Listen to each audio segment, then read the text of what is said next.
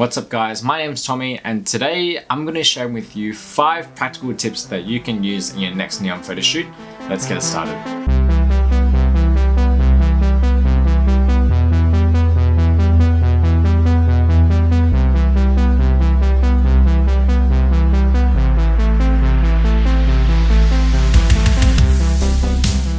And so I've just recently shot a portrait photo shoot in a warehouse in Cheltenham called Creative Freedom, and I wanted to share with you how I got these photos and also some practical tips that you can use in your next photo shoot. Tip number 1, shoot at a low shutter speed. So not all neons are actually neons or constant lights. Some of them are LEDs, and LEDs have a refresh rate. So it's important to keep in mind there what your shutter speed is, because remember your shutter speed is how long your sensor is open for.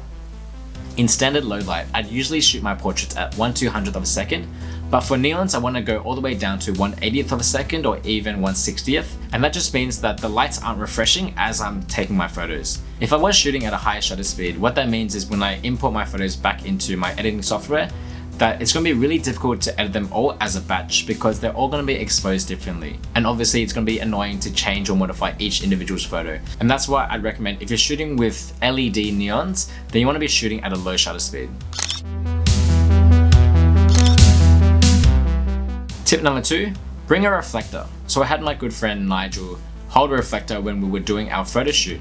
And so what that means was I was able to get additional lighting on, let's say, the side of the face or the front of the model's face where there wasn't used to be. Not only does that make the model's face brighter, but it also gives an additional color which we can obviously use in the photo. And on top of that, bring a reflector that is reflecting light to the front of the model's face can also create a little highlight in the eye, and that would make for a more stunning portrait.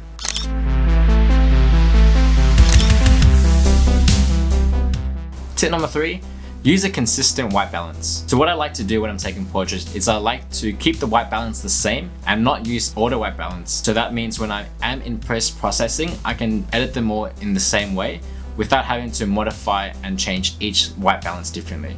I usually go with a daylight white balance setting for all of my shoots, but if you'd like, you can use other settings like cloudy or in shade. And this process just makes it a bit easier to edit post-production, and so you're saving time and not adjusting each photo individually.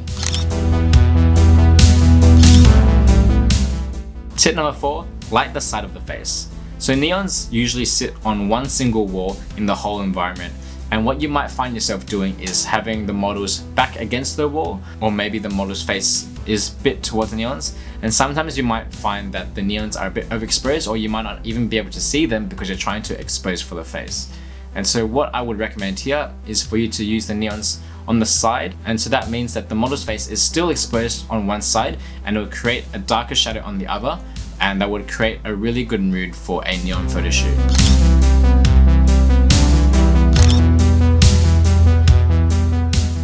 Tip number 5, when you're in post-processing, change the whites. So when you're shooting neons straight out of the camera, you might find that the neon light is completely blown out and white. To create your own spin on it, what I recommend is to crush the whites and change that color a little bit to suit your style. In my photos, I've changed them to a bit more with the yellow or green tinge. And that's how you create a slightly more vintage look and also give additional color to the photo where there previously wasn't.